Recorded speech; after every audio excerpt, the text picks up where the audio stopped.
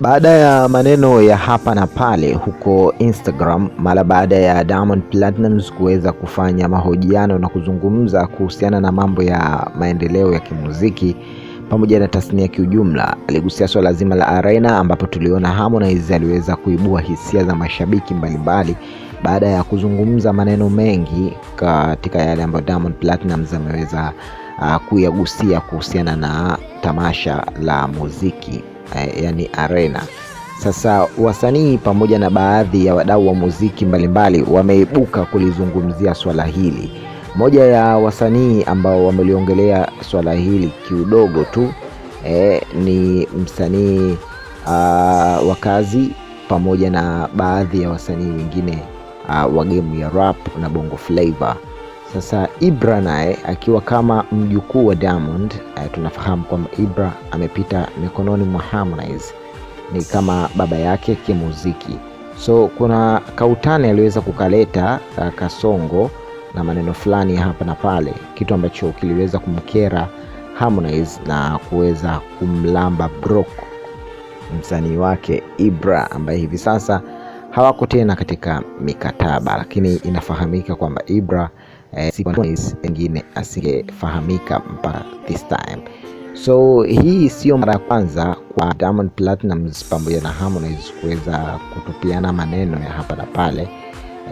Ingawa Diamond Platnumz siku hizi amekuwa sio mtu wa kuongea wala kujibizana na watu, amekuwa akitulia kufanya maisha yake zaidi, kutazama maendeleo ya kimuziki na namna ambavyo amekuwa akitengeneza kazi na career yake kwa upana. Hivyo basi ameandika tu ujumbe moja ndefu kupitia Instagram page yake na kusema kwamba watu wamekuwa wakikata video fupi katika kupotosha yale ambayo yeye ameyazungumza.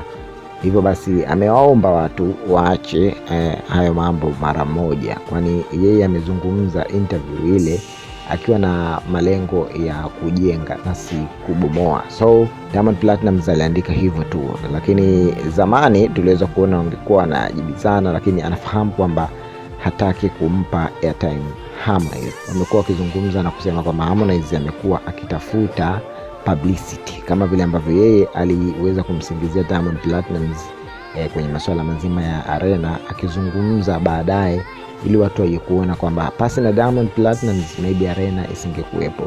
Hilo ndio neno na hoja kuu ambayo Harmonize amekuwa akizungumzia na kumwattack Diamond Platnumz. Na mara baada ya Ibra sasa kuweza naye kuudandia ugomvi huu, ikawa ni shida kweli. Ibra ameonekana akirecord video akisema kwamba brother, kwa nini amemblock kweli jamani, kisa mambo madogo tu. Brother amemramba Ibra Brock. Sasa hatujafahamu zaidi, pengine kuna mambo mengine zaidi ya hili. Unafahamu bwana, kibinadamu kuna kuwaga na zile mtu anakusubiri uingie kwenye 18 zake then afanye maamuzi magumu. Sasa kwa Harmonize kwa hili ambalo amelifanya kumlamba Brock Ibra ni jambo ambalo baadhi ya mashabiki limewasikitisha. Wengine hapo ambao walosema kwamba Harmonize hataki dharau, maneno, lakini pia wapo mashabiki ambao asilimia nyingi wameweza kupinga kile ambacho Harmonize ameweza kukisema katika sakata hili.